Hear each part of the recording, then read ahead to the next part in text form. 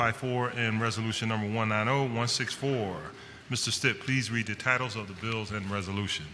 Bill number 190152, an ordinance to adopt a capital program for the 6 fiscal years 2020 through 2025 inclusive. Bill number 190153, an ordinance to adopt a fiscal 2020 capital budget. Bill number 190154, an ordinance adopting the operating budget for fiscal year 2020. Resolution number 190164, resolution providing for the approval by the Council of the City of Philadelphia of a revised 5-year financial plan for the City of Philadelphia covering fiscal years 2020 through 2024 and incorporating proposed changes with respect to fiscal year 2019, which is to be submitted by the Mayor to the Pennsylvania Intergovernmental Cooperation Authority, the authority pursuant to the Intergovernmental Cooperation Agreement, authorized by an ordinance of this Council, approved by the Mayor on January 3, 1992, Bill number 1563-A, by and between the City and the authority. Thank you. Today we continue the public hearing of the Committee of the Whole to consider the bills read by the clerk that constitute proposed operating and capital spending measures for fiscal 2020, a capital program, and a forward-looking capital plan for fiscal 2020 through fiscal 2025. Today we will hear testimony from the following city departments: Office of Homeless Services, Health Department, Behavioral Health. Mr. Stitt, the first person to testify from the administration is Liz Hirsch. Morning. Morning.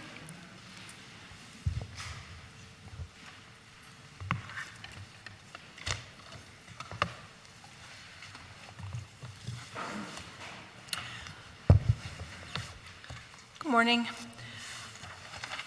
Morning, President Clark and members of City Council. I'm Liz Hirsch, Director of the City's Office of Homeless Services. Joining me today are David Holloman, Chief of Staff, and Rodney Cherry, Fiscal Officer. And members of our team are also seated back here. Say hi, everybody. Thank you for the opportunity to provide testimony on our proposed fiscal year 2020 operating budget. First, let me thank you for Council's steadfast support for our programs. Despite the highest poverty rate of any major U.S. city, Philadelphia still has the lowest rate of street homelessness. Over the past 3 years, we've slowed the rate of growth of our street homeless population by 86%. Since 2016, the number of people in shelter and temporary housing is down by 13%, but those who are unsheltered has risen. This year, there are 967 people unsheltered, according to the point-in-time count, the source of data used by HUD. Last year, the Office of Homeless Services and our network of more than 60 nonprofit providers helped 16,000 people through our programs, nearly 11,000 through our temporary and emergency housing, nearly 900 through homelessness prevention and diversion, and nearly 6,000 through long-term housing. We estimate that about 5% of those experiencing deep poverty hit the homeless system annually, which we think is extraordinary. That means 95% don't. 15% of those who enter our program are working. Most others have very little or no income. Through our network of providers, we operate nearly 3,500 shelter beds, 255 safe haven beds, 1,200 transitional housing units, and nearly 6,000 permanent or long-term housing units. While we continue to rely on shelter because our primary responsibility is to keep people alive, our goal is to expand permanent or long-term housing. Housed people are not homeless. In the past 3 years, we have added 300 long-term beds, long-term housing opportunities, and 200 temporary beds. Thank you very much for your support that's made this possible. On your tables, we've shared with you 3 documents that provide more detail on both our recent efforts and our plan. You have in front of you our 2018 annual report with highlights of progress made. You have our 5-year strategic plan called the Road Back to Homes, and you have the University of Pennsylvania study of the encampment resolution pilot. These reports provide a lot of information about expanded homelessness prevention, services to families, and the LGBTQ, Latinx, refugee, and immigrant communities. I would like to highlight just 2 aspects of our work before opening it up for questions. Shallow rent. Faced with a significant number of people who live on disability income, that is about $700 to $800 a month, clearly not enough to pay a market rent, we developed a pilot shallow rent program. Its goal was specifically to help people who cycle through our shelters into a stable, affordable housing opportunity using the private rental market and cost less than a full regular rent subsidy, such as through a housing authority housing choice voucher. We started with 40 participants. After 1 year, 39 of them were still housed, so we doubled the program to 80 this year.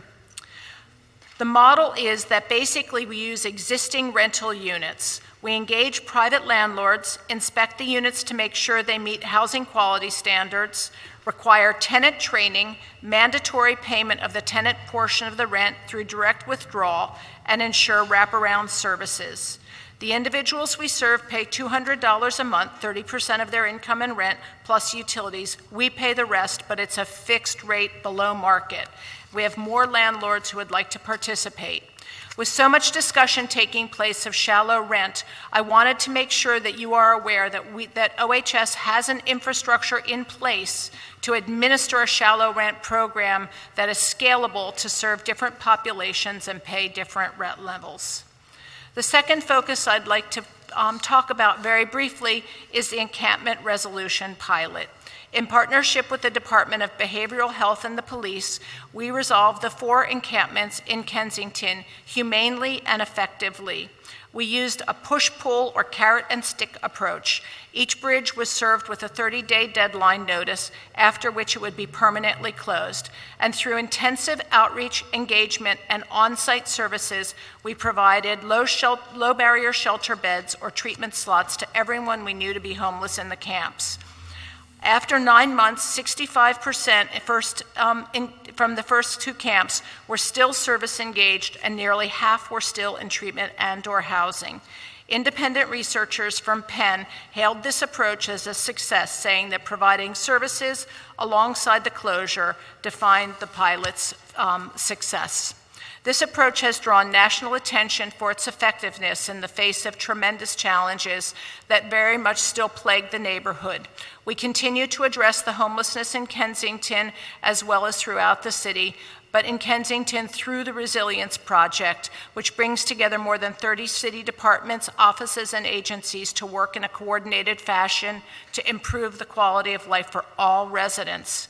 The requested additions in the OHS budget this year are largely to address this opioid-driven homelessness. We thank you again for your support and your investment in our work. Thank you for this opportunity to testify, and I'm available to answer your questions. Thank you. Thank you for your testimony. I've just got a couple of questions. Again, I'll do this every budget hearing. Shameless plug, narrowing the gap. I don't know if you've seen this document. We have indeed. The council. Read it cover to cover. Yeah, so anyway, we talk about, narrowing the gap, preventing poverty, reducing poverty in a meaningful way, laying out a series of strategies associated with what we can do locally. Clearly, your work involves categories of individuals and families that fall within the at or below the poverty level.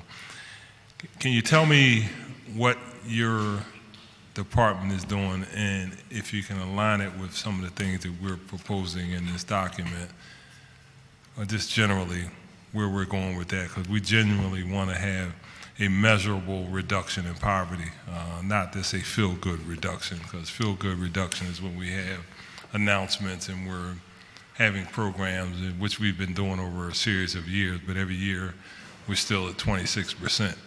And lo and behold, I've actually in our research found out that we've been at the #1 or #2 slot literally since the 70s. So this is clearly a generational issue. So can you talk to me in some specific terms on how we get people moved towards that needle of getting them above that category? Yeah, we invest a lot of time and energy in thinking about this. It is clear to us that having a place to live doesn't cure poverty, but it is impossible to lift yourself or your family out of poverty without being housed. Right. And so the first order of business, and I think where our strategy and yours align, is housing, housing, housing. Everybody having a safe, secure place to live, whether that's through preservation, the production of new units, whether it's innovative programs like shallow rent, or whether it's expanded rental assistance for the very, very poorest people, those below 30% of AMI, so that they have that opportunity. We call this a housing first philosophy, that once you have a place to live, that is the platform that we all need to be able to hold a job, sustain our recovery, sustain our physical health, raise our children, do well in school. Housing first. So that's where we fit together. No, I concur that it's very difficult to achieve anything without a base of operation, be it a home, be it a place where you function and work and whatever. But having an affordable place to live is clearly something that we can do locally. I think about, where do you put your glass of water at night if you don't have a bedside table? Where do you keep your pills? You know, all of those things, your clean set of clothes. So, the basics. All right, so we look forward to working with you on that. Thank you. We look forward to working with you too. So I'm as most people are, a lot of elected officials, a member of the National League of Cities, and we talk to various colleagues around the country, and I'm a part of this. I think we formed it about 3-4 years ago, Conference of Council Presidents, and we talked about homelessness. And the interesting thing is that across the country, this is an issue. And so, but the one thing you get to share conversations and strategies with people from around the country. And one of the things that we were asking other council presidents about was this issue around homelessness and affordable housing. And apparently in Albuquerque, New Mexico, along with a number of other cities, they started this program, the VAN program, where they literally pick up panhandlers and offer them money for a day's work, and oftentimes they ask to clean up litter around the city. As you may know, I represent Center City, and as a result of that, it is to some degree ground zero for a lot of this type of activity. So I'm always getting store owners and property owners calling me, Darryl, what are you going to do? I got this guy in front of my place. He won't move. Technically, we can't make him move. But he's like, harassing my customers, asking them for money. They don't want to come in. You get the gist. So what do you think about a model where we, I guess to some degree, a public works initiative where we get people and we ask them to do certain public works in exchange or in lieu of them basically standing on a corner or standing at, I guess it's Fifth Street, coming off the bridge, and going on the bridge, which is kind of dangerous. And you're actually on the bridge, literally out there, asking for money. What do you think about alternative opportunities for people like that? Yeah, there's a better way, Albuquerque. Yeah, we would love to be able to do that. And there's two things that are actually happening right now. The first is that the Barra Foundation funded Mural Arts program together with Mental Health Partnership to do a same-day pay program. And they're going to begin, they may have even begun yesterday, to take folks directly off the street who want to work, and they're going to be painting murals in the concourse. And I don't remember how much they'll get paid a day, and Scattered Good is evaluating it. And then they'll get wraparound services through the Mental Health Partnership. So that pilot is live. And then the second pilot that Harold Epps from Commerce and we are working on together is more along the lines of what There's a Better Way Albuquerque does. And we're looking at the work actually being run through CLIP, because they already have an infrastructure supervisor's vans work to do. And so we're trying to figure out how to organize that. But our hope is that in the next fiscal year, our plan is that in the next fiscal year, we would also launch a small pilot to try and get at the economics of panhandling, because we did a panhandling survey, as you recall, and what we found is that people do it to make money. And they actually show up in general at the same place at the same time every day, which is work behavior, but they don't have, there's too many barriers for them to hold a regular job. Right. So we're hoping to do that together with, for example, First Step staffing. What First Step says is that a substantial percentage of the people who walk through their door aren't ready for the first step. They need an on-ramp. So we're really looking at trying to pilot that on-ramp. So we're very enthusiastic and pursuing it. Okay, so by an on-ramp, because there is a simple reality that a lot of people, if you create an environment where they can do some sort of public works and get paid, that they're probably going to go out and buy some product that may not be legal, illegal, or helpful to them from a health and safety perspective. So how do you deal with that? I mean, how do we deal with the realities of, I got cash in my hand, I'm going to buy some K2, I'm going to get some weed, I'm going to get some chronic, I'm going to do whatever, right? I mean, that's just a reality, right? Yep, that is a reality. How do we deal with that? So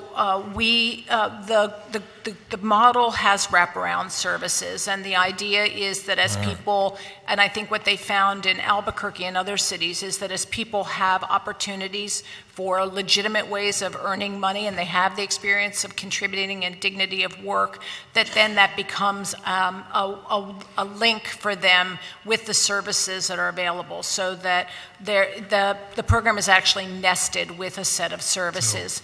But we do expect that some of that will continue. I think what it means then is they're not stealing or panhandling to get that money. And just by the by, the number one substance of use among homeless people, especially in Center City, is alcohol. Yeah, So, well, that's a given. yeah, That's actually legal, so there you go. that's no different than everybody else, right? You know, you come down here on Friday nights, there's a whole lot of alcohol going on. Yeah. So, Yeah. Hub of Hope. I want to thank you, obviously, for your participation early on in that project. We were quite excited. We cut the ribbon. We all had very, very high hopes for that particular location. It has hit some bumps and bruises.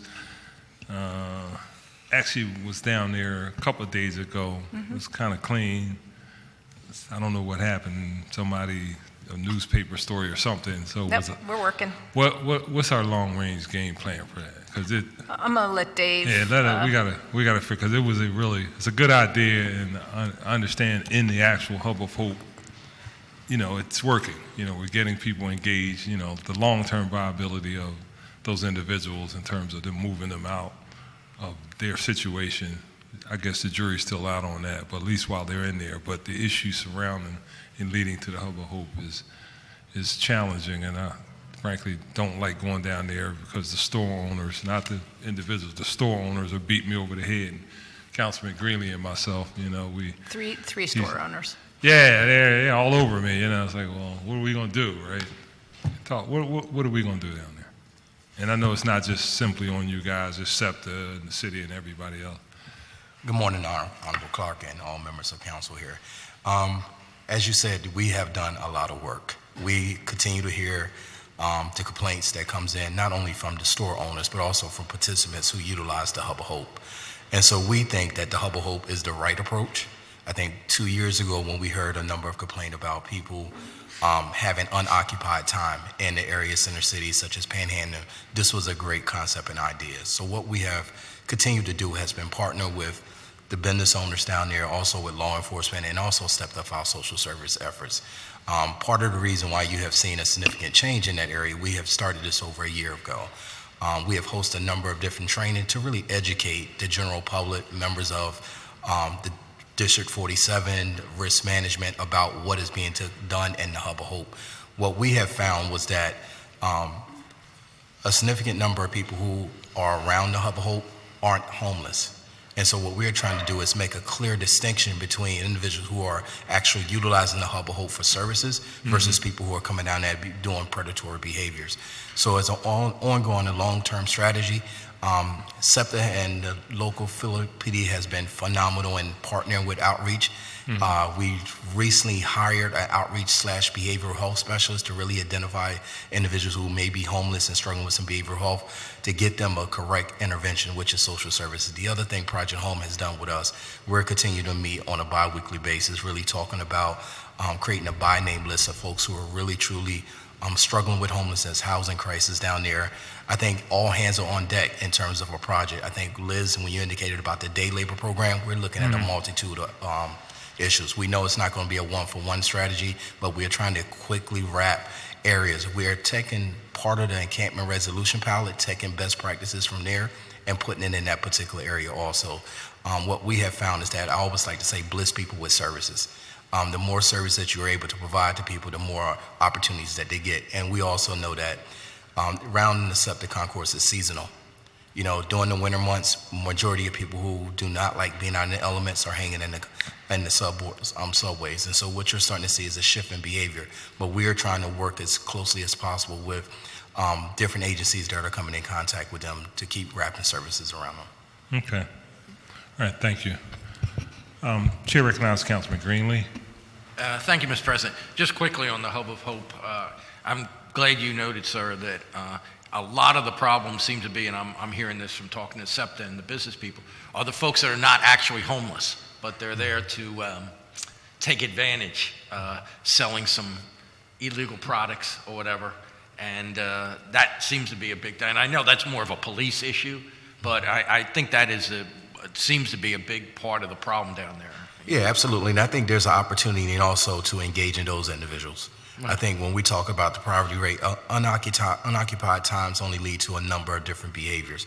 And so with these day labor programs, we're hoping to develop programs that engage those people too that are engaging in preparatory behaviors. That would be good. Although they might think they're occupying their time right now by doing what they're doing. But I want to go on another note here.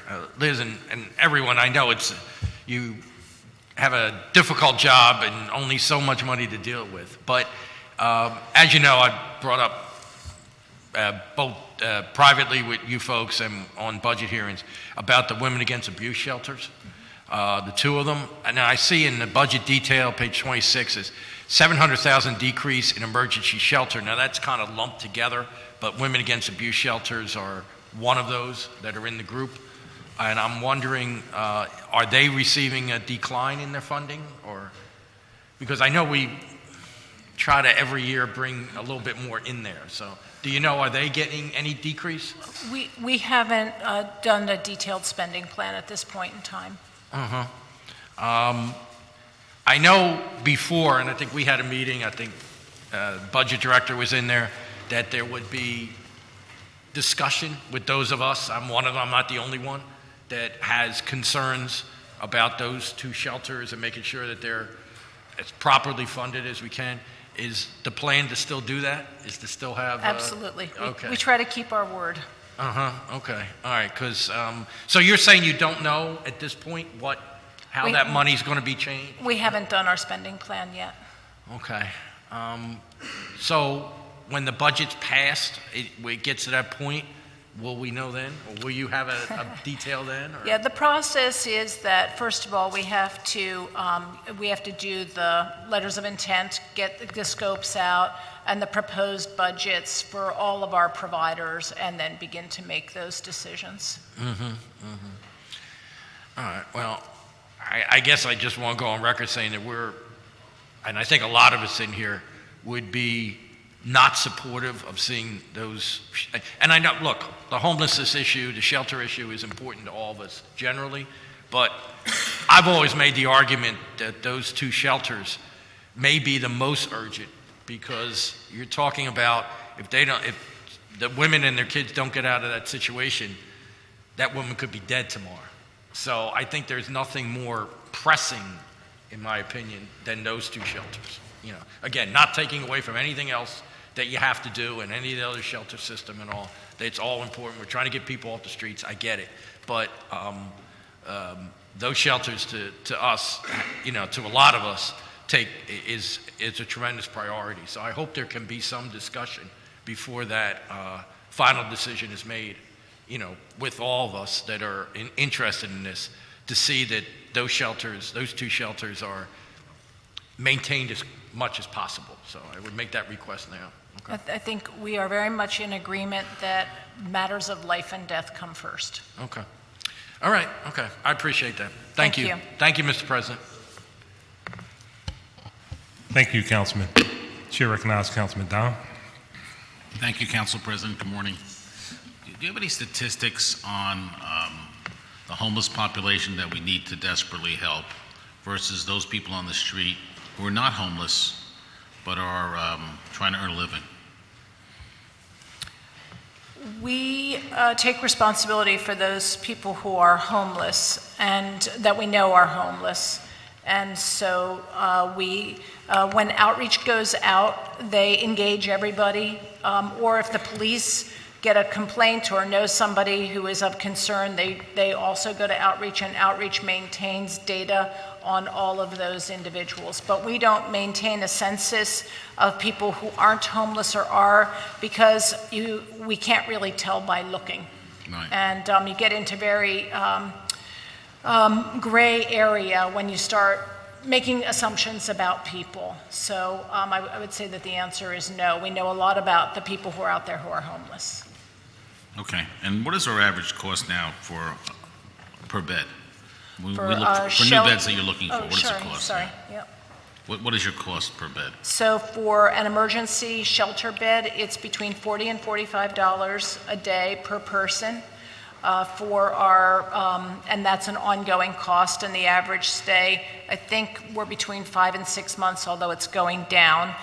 For permanent housing, I believe that it ends up to be about $12,500 per year, and for rapid rehousing, which is a one-year subsidy, it's about $10,500. Okay. So I have some questions on your budget. I just wanted to clarify. It says on page 12 of your budget detail, it shows fiscal year 19 appropriations for a U.S. facilities contract of $747,000. Yes. Then the fiscal year 20 proposed does not include any money for U.S. facilities. Is that being negotiated, or did something happen there?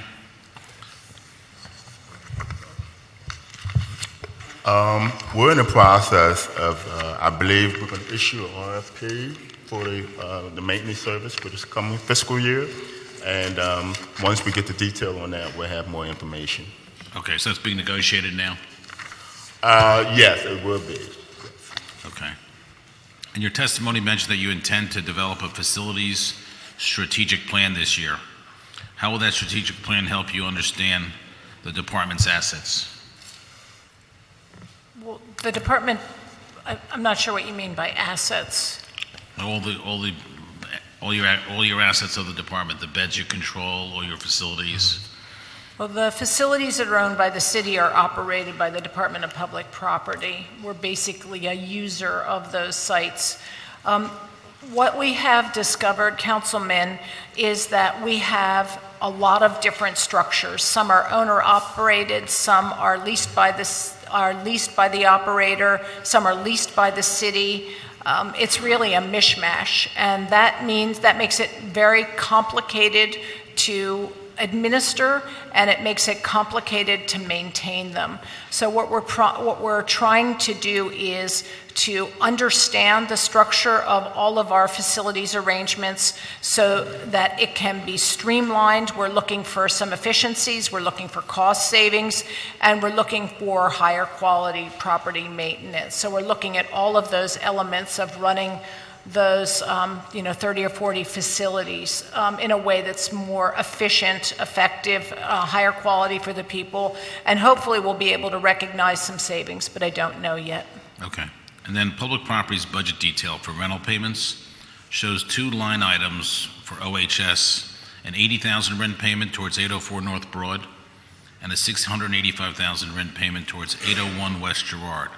Are these facilities that OHS plans on using long-term? Do we know, or is it just a short-term? At this point in time, I believe they're one-year leases. The 804 North Broad is our single men's intake site. It's moving from next door 802 North Broad. So certainly our hope would not to be moving again, because moving is expensive, but it's, we think it's going to be a better situation. 801 West Girard is our IFE Wellness Center. Again, it's a one-year lease that we're assessing if it's effective and if it works well, and the community is happy with us being there, then we'll think about what's next. Is there any publicly owned property that we could utilize through the city? I don't know. When individual properties, for example, in this last year, we've lost 2 sites. They were church-operated, and they were being demolished for development in West Philadelphia. And at that point in time, public property identified additional sites that might be available that the city owns. 2 considerations. One is whether it's most advantageous for the city to own and operate the site. And I think there's pros and cons, and that's part of what we want to get to with the plan. And then the other issue is availability, whether it's zoned properly, whether it's suitable. So it ends up being a fairly complex decision financially, programmatically, where we site any of these facilities. Let me ask you another question. You know, we've talked about tiny homes before. Yes. And I think it only works not as infill, but as like 20, 30, or 40 clustered together. And I think the cost of these tiny homes are $80,000. So just when you think out of the box, if you're telling us the costs are $12,500 to $15,000 annually, and the tiny homes are $80,000, and if we were to float a bond or have a debt instrument, whatever, that is a 10-year term, in other words, fully amortizes over 10 years, our interest costs annually would be like $3,300, and amortizing it would bring the total payment to about $800 a month. We'd actually be paying a lot less than we're paying for the $12,500 and $15,000, and after 10 years, we would own these facilities. Is that something that we should be looking at? We would love to work with you on any alternative that's more cost-effective and gives people more dignity. Right, I mean, because then you could have a whole community, and you could have nice homes and nice properties, and these are nice homes, these tiny homes, they're very nice, and the costs are probably half what we're paying now. In Seattle, what they did was they actually passed an ordinance that enabled the establishment of tiny homes. I believe that the International Building Code allows for smaller homes now, but there are some hoops that would need to be gotten through in order to be able to, to physically construct a tiny home. As I understand, it's not my area of expertise, but we would welcome the opportunity to work with anyone who's interested on the alternatives. I think we're doing a pilot in Councilman Squilla's district of a tiny home. So maybe when that's up and running, we should take a look at it and see if it's duplicatable. Sure. Okay, thank you very much. Thank you for everything you're doing. Thank you. Thank you, Council President. Thank you, Councilman. Nobody else is teed up to ask you questions. One last question. In your budget detail, you highlight the rapid rehousing efforts, and you said the efforts have an 85% success rate. Real quickly, can you talk to me about how and why that's successful? Well, I don't know how you did in school, but a B is a pretty good grade for me. The rapid rehousing is, the idea is that people move out of shelter quickly. And we've really focused on families to get, instead of growing roots in the shelter, the idea is to get them into a house in a neighborhood where the kids can go to school and they can build a support network there. So it provides short-term, it provides some financial assistance like debt relief. A lot of times people have utility bills, et cetera, maybe an eviction judgment against them. And then it provides for a year, sometimes a little bit more, worth of rental assistance and case management services. And the goal is during that year, while they have the subsidized rent, to be able to find a roommate, move to a place they can afford, get a job, do other things that can help them be able to sustain a home in the community. And the 85% is that is people who do not return to the shelter system. Okay. And I think that's a 2-year look back in that particular case. Okay, thank you. Chair recognizes Councilman Jones. Thank you, Mr. President. Welcome, sir. Good morning still. A couple of quick questions. What is the total number of people that were, and it's in here probably, but help me out, that have gone through the shelter system last year? Fiscal It's about 11,000 between emergency and transitional housing. Of that 11,000, how many of them were considered working poor? 15% of the people who have entered our system were working.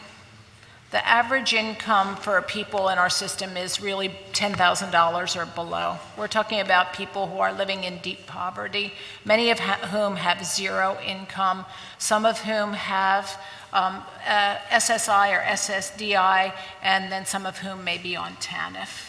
But these are extremely poor people.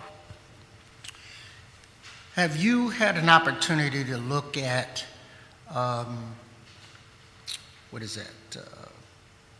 Cleveland's example of lease to own? And are you familiar with that at all? I am familiar with lease to own. Is that something that you could use as a rung to help people get into homes, rent the homes, and then eventually purchase the homes? Have you looked at the viability of that application to our Philadelphia situation? We have not. I know that the Housing Authority has run a very successful program that enables people to move from renting to owning. We really are more focused at this point on just getting people into some kind of rental situation or some kind of shared living situation where they can stabilize. Do you still separate male, female, and then families? In general, we adopted this year an equal access policy that loosens that. We have some men on our staff who have become quite activist about the inclusion of fathers, and they've really helped us all look in the mirror and try and do more to keep fathers and mothers together with their children. So we are trying to do that through our equal access policy. So could you define or give me a quick breakdown of the 11,000? How many fall in which category?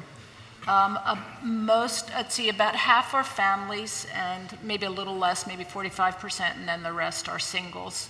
Most homelessness still is men, but we've seen a growing number of women experiencing homelessness. We've also seen a graying of the homeless population, and we've seen a big uptick in the number of people who have physical disabilities and/or mobility problems. And in fact, one of the issues that we're really grappling with now is hospital dumping, where people are discharged from the hospital to the front door of our shelter, and we've had to train our security guards to watch for ambulances so that they don't bring people to shelter who really need more care than we are able or really legally allowed to provide.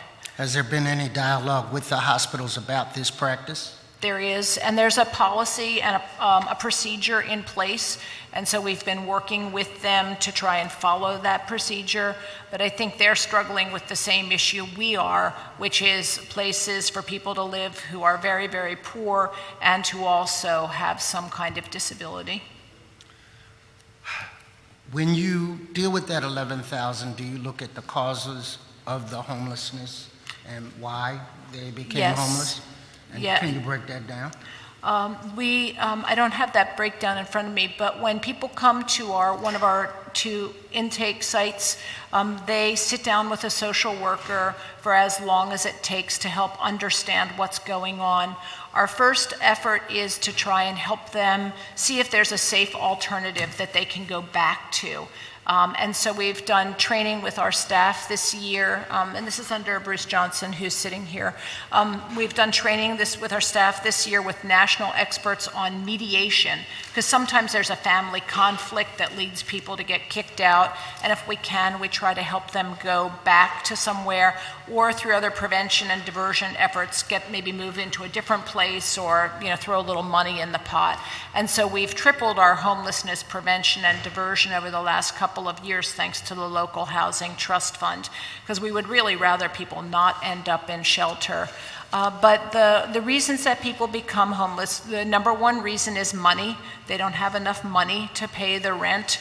And then we see with families, that the most at risk are young women with young children who themselves have been in the child welfare system or the homeless system.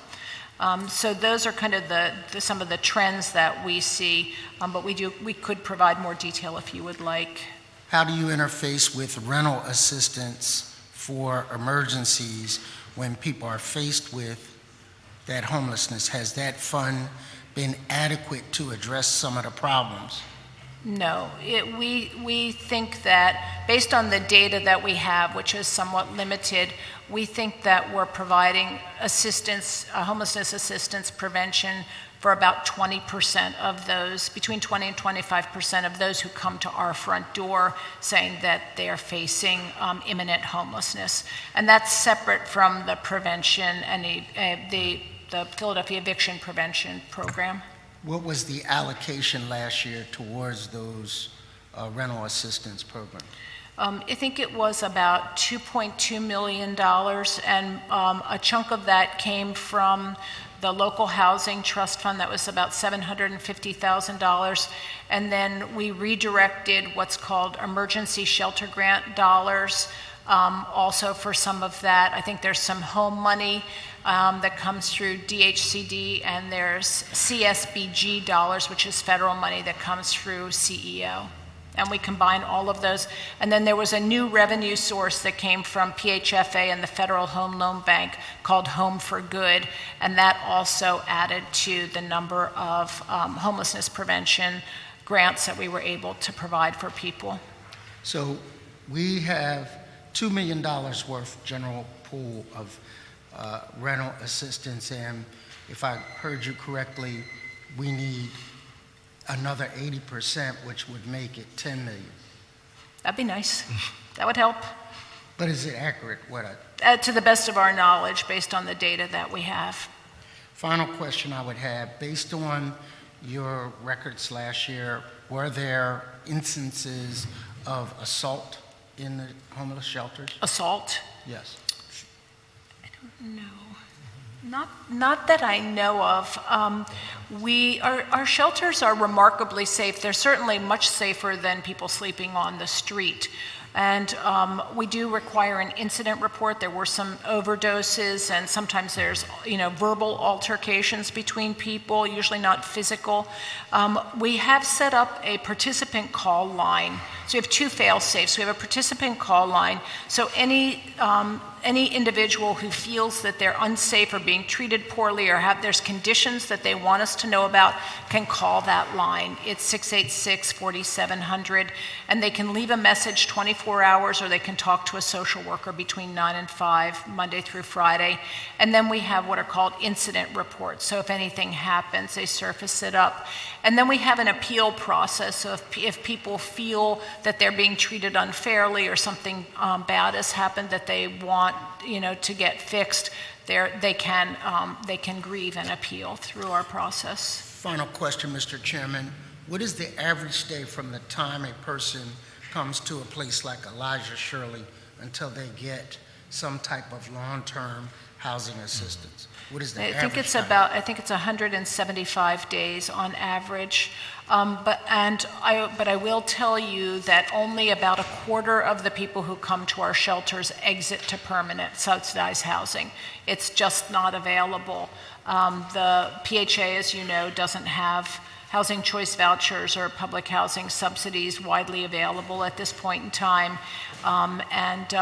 So many people end up exiting to live with friends or family or some kind of informal situation.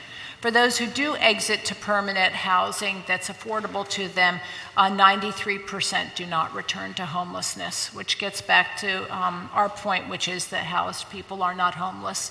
And if we're to see any expansion in what we do, our ideal would be that it be in housing that's affordable to people at 30% of area median income or below, and especially those folks earning about $20,000 and below. And when they have that and the services they need, they don't return to homelessness by and large. I look forward to working with your department to come up with long-term solutions for lease to own through cooperation with PHA and other stakeholders, so that we don't keep putting people on that hamster wheel and winding up. And it's good news that they don't wind up back homeless, but we can improve that number, and I look forward to working with you on Thank that. you. Thank you, Mr. Chairman. Thank you, Councilman. Chair recognizes Councilman Dodd. Thank you, Mr. Chairman. I do have 3 other questions I wanted to ask. My office received the Health and Well-Being Report for 2019, and one of the highlights was providing temporary jobs to 670 individuals who were formerly homeless or at risk of experiencing homelessness. I wanted to find out what we're doing to find these individuals permanent employment. Most of the people from our system who gain employment, I think, are working through First Step staffing. And as you know, it begins with temporary employment, and then the effort is made to try and help them get into a permanent position. So while we don't actually run employment programs, we really stay focused on homelessness, we are supporting their efforts and working with them to give people the best opportunity possible. And we have, in our new strategic plan that just launched in January, increasing employment opportunities for people experiencing homelessness is one of our 5 top priorities. And do we need more resources for employment and job opportunities?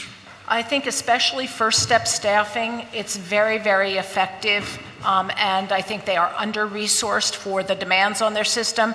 But the other thing they need are employers to list their jobs through them, especially employers in Philadelphia. Okay. Second question I have is, you mentioned with Councilman Jones's question that of the 11,000 people that go through the system, 15% of them are working, I believe? That's our number, yes. Okay. And of the 15% that are working, do any of them have children? I would assume so, yes. And have we helped them with like the earned income tax credit and other benefits? You bet. We have the program come every year and speak to all of our providers. We distribute the materials widely, both in print form and through email, and we've been doing that for 3 years. And in the time I've been here, I can't speak to the time before that. Absolutely, we want to do everything we can to make sure that they get every available dollar, and thank you for providing that connection for us. And do we also, because we can have like Campaign for Working Families and United Way show up at a location and do their tax returns for free to help them get the refunds? I believe that all that information has been given to our providers, but we will continue to get the word out because it's such a great resource for them. Okay. I mean, the money available through the earned income tax credit is pretty, just to not to beat a dead horse, but single parent, $44,000 of income, 2 kids under 17. If they're making $20,000 or $25,000, they can get checks up to $5,700 per year and file back 3 more years. So that's a game changer. That's like $23,000. It's a lot of money. And one of our providers in particular, the Interfaith Hospitality Network, has really had that as a key strategy in helping people get into an apartment to really work around that investment. But they have a higher number of people, families who are working. Okay, great. I just wanted to mention on Sunday, this past Sunday, Easter Sunday, I drove through Kensington. I went to all 4 locations, and I saw that it was, in much better shape than it was before. But there was a street on just off of Emerald Street. I think it's called Sterner Street, where there seems to be 25 or 30 people now that are congregating on that street. So I'm just giving you probably know about it, but it seems like we need to address that issue also up there. Yeah, we are very much aware of the people. The police do a weekly count, so and Outreach works very closely with police, and we're actively out there. Just because we're not doing encampment resolution doesn't mean that Outreach isn't out there all the time. And the police are out there engaging people, offering services, offering beds, offering options for treatment. All of our beds are full at this point in time, but we're continuing to work with people to try and help them move forward, to create that flow through the system and more space. What do you do in the situation where somebody refuses help or treatment? We keep trying. Has that been a problem? Well, our experience is that when we first did the encampment resolution a year ago, We thought that it'd be really hard to get people to identify themselves and accept help. And within like 5 days, 189 people had not only filled out a survey saying what they wanted or needed, but they had given us their name, social security number, and birth date, which meant that we had all of their identifying information. So when we are able to offer people what they really need and want, we have a very good success rate at getting them in. I think the obstacle is first of all, the addiction itself is so profound and it changes the functioning of the brain so that everything else stops mattering less than getting more of the drug, and they feel very physically sick within a short time when the effects wear off. And so one of the things that actually Prevention Point has been doing is the induction into buprenorphine on the street, which helps people feel better and it helps them think more clearly so that they can then maybe start to think about, could I come inside or is there something different for me? So I'm sure that DBH can talk in their testimony more about how you engage people in treatment, but that's what we've been trying to do, is we're trying to do everything we can get closer to treatment on demand so people don't have to wait, provide transportation, engage them in whatever it is that they are willing to accept, might be ID, might be a place to sleep, a safe place to put their stuff. It might be a shower, laundry, might be wound care, anything that they will accept, we try to use that to bring them in. And one of the things we learned from the encampment resolution is that over time, once we got people service engaged, that over time we were able to engage them in more and more services. So that's really the strategy that we're employing. Of the people that were in the encampments, what was the total count of the 4 encampments? I think on our by name list it was 313 for the 4 camps. How many of the 313 were we able to help and bring in for treatment? I don't have the data right now on the last 2 encampments, but on the first 2, after 9 months, 45, close to 50% were still engaged in treatment and or housing, which we think is an extraordinary success rate. Okay, all right. Thank you very much. Thank you for your department, and thank you for everything you're doing to help us. Thank you. And Thank you, Mr. Chairman. And the team. Thank you. Well, thank you, Councilman, and thank you all for your testimony and your ongoing continued support in addressing these issues on an ongoing basis. So thank you so much. That will be all for today, unless anyone else has any other questions. That being none, thank you.